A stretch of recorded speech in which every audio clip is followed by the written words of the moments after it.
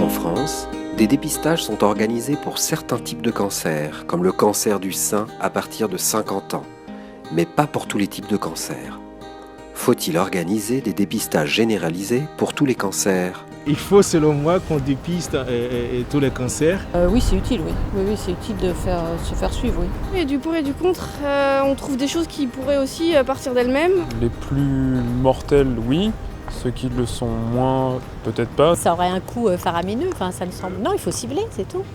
Catherine Hill est épidémiologiste à Gustave-Roussy, le premier centre de lutte contre le cancer en Europe, situé à Villejuif dans le Val-de-Marne.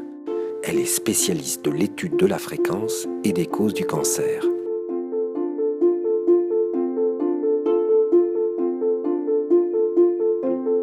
Non, il ne faut pas dépister tous les cancers. L'exemple du cancer de la prostate et du cancer de la thyroïde montre que si on fait un dépistage, on trouve beaucoup trop de cancers qui seraient restés latents, qui n'auraient pas évolué, qui seraient restés asymptomatiques. Et leur traitement est inutile. On a transformé une personne bien portante en une personne malade et ces dépistages ne sont pas recommandés.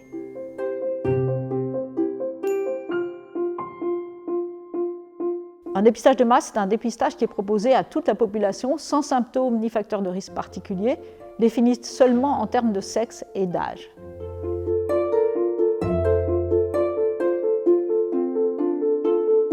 On risque un surdiagnostic, c'est-à-dire qu'on risque de détecter des cancers qui seraient peut-être jamais développés.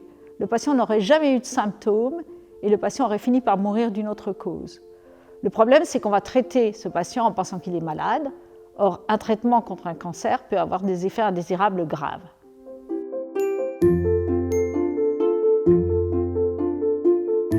Oui, le dépistage peut prévenir certains cancers si on dépiste un état précancéreux.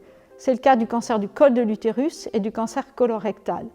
On dépiste un état précancéreux, on le traite, on l'enlève et le cancer n'apparaît pas. A l'inverse, le dépistage ne prévient pas le cancer du sein ou du poumon. Pour prévenir le cancer du sein, il faut réduire les expositions aux facteurs de risque. Dans l'ordre d'importance, l'alcool, un verre par jour augmente le risque de 7%, l'inactivité physique, l'obésité ou le surpoids, le traitement de la ménopause et savoir qu'avoir un premier enfant avant 30 ans et allaiter longtemps réduit le risque.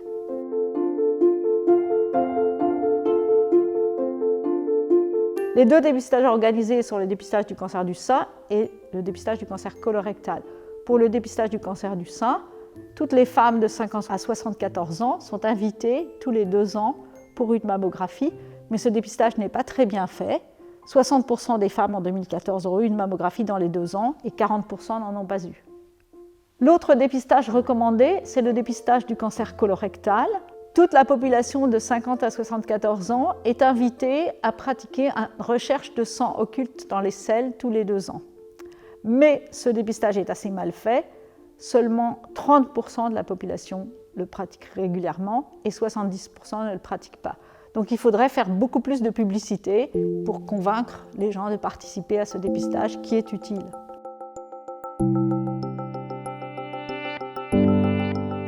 Le seul autre dépistage recommandé, mais pas organisé, c'est celui du cancer du col de l'utérus, qui est organisé seulement dans quelques départements, l'Isère, le Bas-Rhin, le Haut-Rhin et la Martinique. Pour le reste, il s'agit d'un dépistage individuel, fait quand les femmes vont voir leur gynécologue ou leur médecin généraliste. Chez les femmes de 25 à 65 ans, un frottis est recommandé tous les 3 ans, après 2 examens normaux réalisés à 1 an d'intervalle.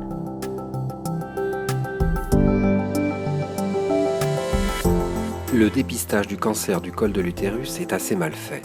Entre 2010 et 2014, 39% des femmes n'ont pas été dépistées. En 2010, seulement 10% ont été dépistés comme il faut, 40% ont été dépistés trop fréquemment. Il faudrait faire des campagnes plus ciblées. Il faut chercher à atteindre les femmes les plus pauvres, celles qui ont le plus de partenaires, celles qui sont les plus à risque. Par exemple, éventuellement même aller jusqu'à leur donner 25 € pour qu'elles viennent se faire dépister. En Islande, à la fin, pour couvrir toute la population, ils ont fini par prendre des camions et aller dans les fermes isolées pour faire les derniers frottis des femmes qui n'étaient pas venues se faire dépister. Pour le cancer du sein, on préconise une mammographie tous les 2 ans pour les femmes de 50 à 74 ans. En 2014, 40% des femmes n'ont pas eu de mammographie dans les 2 années précédentes. Mais le bénéfice du dépistage du cancer du sein est très surestimé. Il faudrait mieux mettre la priorité sur le dépistage d'autres cancers, comme le cancer colorectal. On préconise un dépistage tous les 2 ans pour les hommes et les femmes de 50 à 74 ans. En 2013 et 2014, 70% de la population n'a pas été dépistée. Le dépistage du cancer colorectal est pourtant organisé en France. Il faut mieux expliquer les risques de ce cancer et l'intérêt du dépistage pour inciter les gens à aller se faire dépister.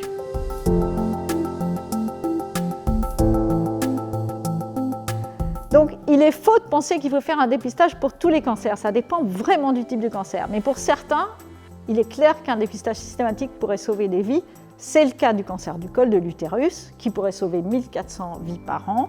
Et c'est aussi le cas du dépistage du cancer colorectal qu'il faut absolument pratiquer. Allez vous faire dépister.